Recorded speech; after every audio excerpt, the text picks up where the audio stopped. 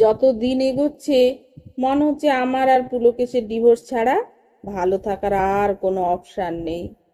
জানি ওকে ছাড়া ভালো থাকা প্রায় অসম্ভব, কিন্তু আমাদের সম্পর্কটা যেন বোঝার মতো চেপে বসেছে। দুজনেই ভীষণ ক্লান্ত আমরা। নিয়ম মাফিক একঘেয়ে জীবনে মনে হয় যেন যন্ত্রের মতো কাটিয়ে চলেছে এক একটা দিন। আমি অফিস ঘর সামলাতে সামলাতে হাঁপিয়ে পড়েছি। বসের মুখ ঝামটা চোখ রাঙানি শুনে যতটুকু উপার্জন করি পুরোটাই সংসারের জন্য খরচ করি। তারপরও আমার জন্মদিনটা অব্দি পুলকেশ মনে রাখতে পারে না। অথচ এই ছেলেটাকে ভালোবেসে বাবা মায়ের অমতে গিয়ে বিয়ে করেছিলাম আমি। এখন আমি নিজের দুঃখের কথা বলবো কাকে? ভীষণ অচেনা লাগে পুলকেশকে। অথচ একটা সময় কত কি করেছে আমার জন্য। একটা মানুষ এত বদলে যেতে পারে কি করে? পুলকেশ সাত সকালে বেরোয় আর অনেক রাতে ফেরে। ফিরে এই ক্লান্ত শরীরে খাবার খেয়েই গভীর ভাবে ঘুমিয়ে পড়ে। কতদিন আমরা মন খুলে কথা বলিনি, গল্প করতে করতে খাবার খাইনি, রাত জেগে আকাশ দেখিনি, বৃষ্টির রাতে জানালার ধারে হাতে হাত রেখে দাঁড়িয়ে থাকিনি। রবিবারের সকালে একা টেবিলে বসে জ্যাম পাউরুটি চিবোতে চিবোতে মনে হয় আমার জীবনটা এমন কেন হলো। কম কিছু তো করি না এই সংসারের জন্য। পুলকেশ রবিবারেও টিউশন পড়াতে ছোটে, সকাল বিকেল সন্ধ্যায়। আগের চাকরিটায় পুলকেশের স্যালারি ভালো ছিল, নতুন চাকরিতে অনেকটা কম। তাই ওভারটাইম খেটে কিছুটা বেশি রোজগার করে। ফ্ল্যাটের জন্য মোটা টাকার লোন লাগে প্রতি মাসে। আমাদের দুজনের একটা ফোর হুইলার গাড়ির শখ ছিল, সেটার জন্য টাকা জমাতে হয়। এছাড়াও পুলকেশের গ্রামের বাড়িতে বাবা মা দুজনেই অসুস্থ। মাসে মাসে বাড়িতে অনেকগুলো টাকাও পাঠাতে হয়। এখন পুলকেশ নিজের শখ আহ্লাদ ভুলে গেছে টাকার পেছনে ছুটতে ছুটতে। নিজের পরার জামা যে দরকার এটুকু খেয়াল থাকে না তার। বিয়ের আগে আমরা যেমন ভাবে সারাটা জীবন কাটাবো ভেবেছিলাম, তার সাথে এই জীবনের কোনো মিল খুঁজে পাই না। আমরা দুজনেই ভাবি কার জন্য এত কিছু করছি আমরা, অথচ অপর দিকের মানুষটা কতটা এফোর্ট দিচ্ছে ভেবেও দেখি না। আমরা অভিমান করি সে কেন আমার পরিস্থিতি বোঝে না, কিন্তু একে অপরের পরিস্থিতি নিয়ে ভাবি না। মাঝে মাঝে সারা রাত জেগে থাকি, চোখের জলে বালিশ ভিজে যায়, অথচ পাশের মানুষটা অঘরে ঘুমায়। কি হয়েছে, তোমার কি মন খারাপ, এটুকুও জিজ্ঞেস করার মতো কেউ নেই। সেবার পুলকেশকে বললাম, এরম চললে কিভাবে বাঁচবো, আলাদা থাকাই ভালো। পুলকেশ বিষণ্ণ মুখে বলল, ভালো রাখার চেষ্টা তো আমি প্রাণপণে করছি, এর চেয়ে বেশি কি করব। তুমি যদি সম্পর্কটা থেকে বেরিয়ে ভালো থাকবে বলে মনে করো, আমি বাধা দেব না। আমি অবাক হলাম, খুব দুঃখ হলো আমার। সংসারের জন্য এত কিছু করার পরেও মানুষটা আমাকে আটকালো না অবধি। পুলকেশের সাথে আমার কিন্তু কোনো ঝগড়া ঝামেলা কিছুই নেই, আছে শুধু এক রাশ অভিমান। পুলকেশ বলল, তাহলে চলো একদিন সময় করে উকিলের কাছে যাই। আমার অপারগতার দায় তুমি কেন সারাটা জীবন বয়ে বেড়াবে? তুমি বড়লোক বাড়ির মেয়ে, এই সংসারের জন্য তুমি ভালো নেই, আমি এটা মেনে নিতে পারি না। আমি চেষ্টার কোনো শেষ রাখিনি, তুমিও তা জানো। এক সপ্তাহ পর হঠাৎ পুলকেশের অফিস থেকে কল এলো, সেন্সলেস হয়ে ফ্লোরে পড়ে গেছে পুলকেশ। কলিগরা ডাক্তারের কাছে নিয়ে গেছে ওকে। তড়িঘড়ি করে ডাক্তারের কাছে যেতে ডাক্তার বললেন প্রেশার লো, একেবারে ঠিক মতো খাওয়া দাওয়া করেন না উনি। আপনি কোনো খেয়াল রাখেন না? আমি তো তো করে বললাম, আমি তো খাবার পাঠিয়ে দিই রোজ। বললেন, সে খাবার সঠিক সময়ে খায় নাকি খোঁজ নেন কি? আপনারা স্বামী স্ত্রী একে অপরকে তো দেখে রাখতে হবে। আমি লজ্জায় বলতে পারলাম না যে ব্যস্ততায় বার দুয়েক ফোন ধরেনি বলে আমি আর খেয়েছে কিনা জিজ্ঞেস করি না।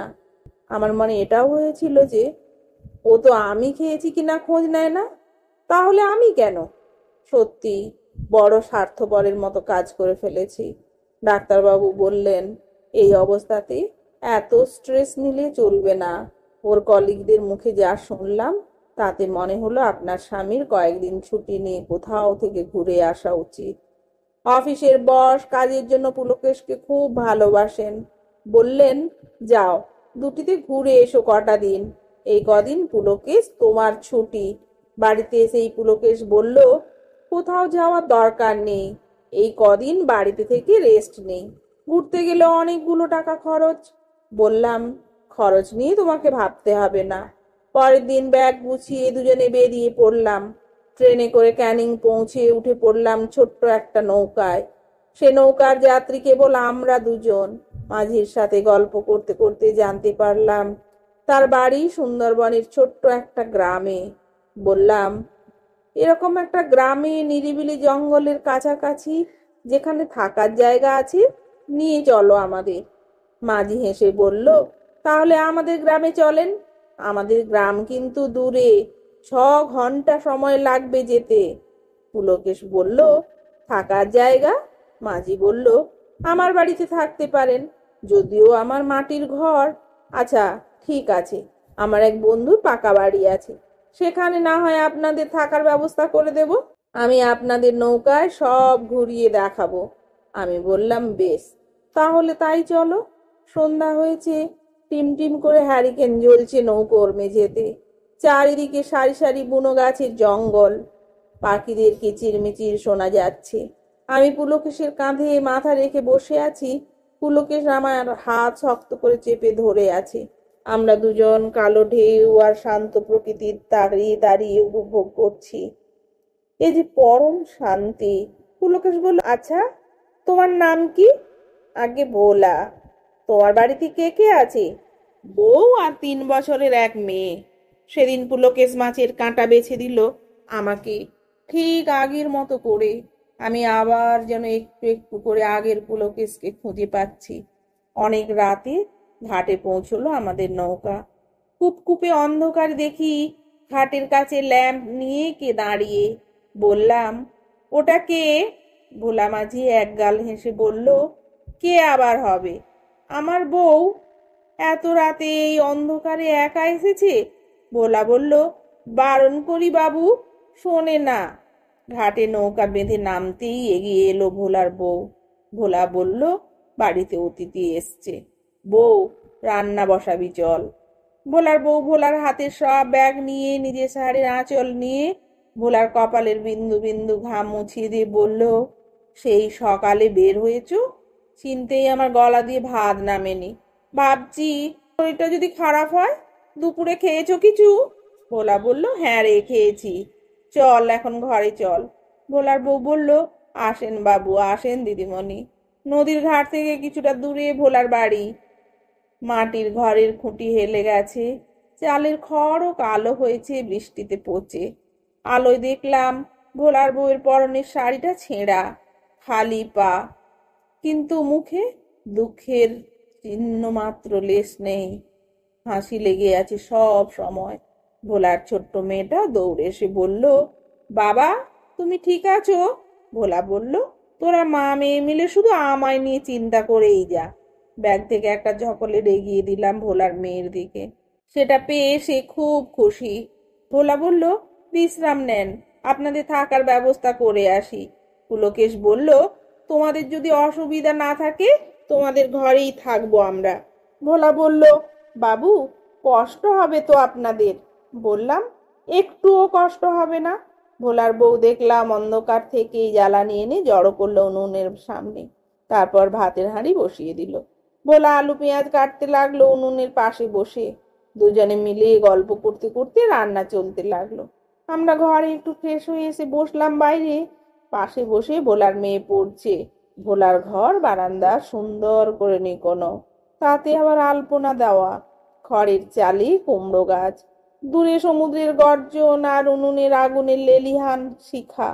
বাবলা গাছ থেকে ভেসে আসছে ঝিঝি পোকার ডাক, আর শোনা যাচ্ছে ভোলা আর ওর বউয়ের খুনসুটি আর হাসি। আমি আর পুলকেশ ভাবছি, ওদের এত কিছু নেই, মাথা গোজার ঘরটুকু অবধি ভাঙা, তাও ওরা কত খুশি। তারপর ভোলার বউ গরম গরম ভাত, মাছের ঝাল আর ডিমের তরকারি বেড়ে দিল আমাদের। আমরা তৃপ্তি করে খেলাম। একসাথে খাওয়ার পর হাত ধুয়ে ভোলার বউ বলল, চলুন, আপনাদের বিছানা আমি করে এলাম। বললাম, ভোলা কোথায় যাচ্ছে? ভোলা বলল, দিদিমণি, বাসন কটা মেজে আনি। বউয়ের সারাদিন খুব কষ্ট হয়, এই রাতের বেলা পুকুরে যাবে আবার। আমিই যাই, আপনারা ঘুমিয়ে পড়ুন, সকালে গ্রামে ঘুরতে নিয়ে যাব। মাটির ঘরের তক্ত বসে আমার কোলে শুয়ে আছে পুলকেশ। আমি ওর মাথায় হাত বুলাতে বুলাতে বললাম, আমাদের অতিরিক্ত চাহিদাই আমাদের ভালো থাকতে দেয় না। সকালে উঠে দেখি আকাশে মেঘ। পুলকেশ আগে উঠে গেছে। বাইরে বেরিয়ে দেখি ভোলার মেঘ একটা সুপুরি পাতায় বসিয়ে টানছে পুলকেশ, আর দুজনে হেসেই যাচ্ছে। কতদিন পর পুলকেশকে এত হাসি খুশি দেখছি। ভোলার বউ চায়ের কাপ আর এক বাটি মুড়ি এগিয়ে দিয়ে বলল, খান দিদিমণি। বললাম, ভোলাকে দেখছি না, কোথায় গেছে? ভোলার বউ বলল, জল আনতে গেছে। অনেক দূরে টিউবওয়েল, তার ওপর লাইন পড়ে, তাই দেরি হচ্ছে। আজ বৃষ্টি হবে। সকাল সকাল ও ঘাট থেকে মাছ এনেছে আপনাদের জন্য, খিচুড়ি আর মাছ ভাজা করি। বললাম, বাহ, তাহলে তো জমে যাবে আজকের দিনটা। আজ খিচুড়ি আমি বানাবো, তুমি খেয়ে বলবে কেমন খেতে। ভোলার বউ বলল, আপনারা বেড়াতে এসে রান্না করে খাবেন, তা হয় নাকি দিদিমণি? বললাম, খুব হয়। ততক্ষণে দেখলাম ভোলার মেয়ে আর পুলকেশ কোথা থেকে ছোট ছোট আম কুড়িয়ে এনে ছাল ছাড়িয়ে নুন লঙ্কা দিয়ে মাখছে। বললাম, দেখেই জিভে জল আসছে, আমাকেও দিও। দুপুরে আমার হাতের খিচুড়ি খেয়ে সবাই খুব তারিফ করেছে। পুলকেশ অব্দি বলেছে, এ স্বাদের তুলনা নেই। দুপুরে বৃষ্টি পড়ছে, সবাই বিশ্রাম করছে। ভোলার মাটির ঘরের জানালা বলতে মাটির মধ্যে কয়েকটা কাঠ গোঁজা, আর তার ফাঁক দিয়েই আমি আর পুলকেশ বৃষ্টি দেখছি। বৃষ্টির জলে সাদা কাগজ ফুলগুলো নুইয়ে পড়েছে। চারিদিকে সবুজ আর সবুজ।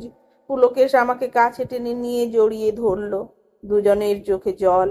এই ভোলার পরিবার আমাদের ভুলগুলো চোখে আঙুল দিয়ে দেখিয়ে দিয়েছে। দুটো সুন্দর দিন কাটিয়ে আমাদের ফেরার পালা। ভোলার মেয়ে পুলকেশের কোলে। বাচ্চাটা কাঁদছে, আমাদের সে কিছুতেই যেতে দেবে না। আমরা ওকে কথা দিলাম আবার আসবো। অবাক হয়ে দেখলাম ভোলার বউয়ের চোখেও জল। সত্যি, কত তাড়াতাড়ি ওরা মানুষকে আপন করে নিতে পারে।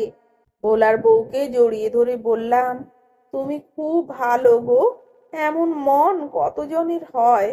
কিছু টাকা ভোলার বউয়ের হাতে দিয়ে বললাম, নিজের জন্য কয়েকটা ভালো শাড়ি আর মেয়ে আর বরের জন্য নতুন পোশাক কিনবে, কেমন? সে তো টাকা কিছুতেই নেবে না।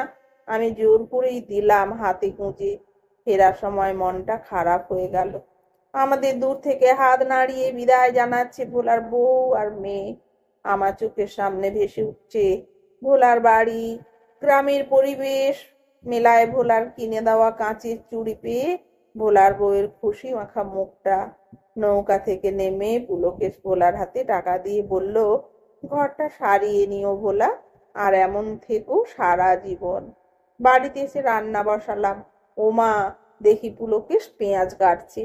ঝাঁজ লাগা চোখের জল মুছতে মুছতে বললাম, প্র্যাকটিস হয়ে যাবে বুঝলে। খেতে বসলাম একসাথে। খাবার বেড়ে দিল পুলকেশ। রাতে আমরা 2 কাপ কফি নিয়ে ব্যালকনিতে বসলাম। শহর জুড়ে আজও বৃষ্টি। আমাদের বেলফুলের গাছটা আজ ফুলে ফুলে সাদা হয়ে আছে।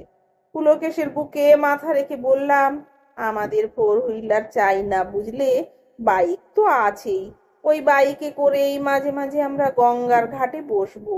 জমানো টাকাটা দিলে বাড়ির লোনটা অনেকটা শোধ হয়ে যাবে।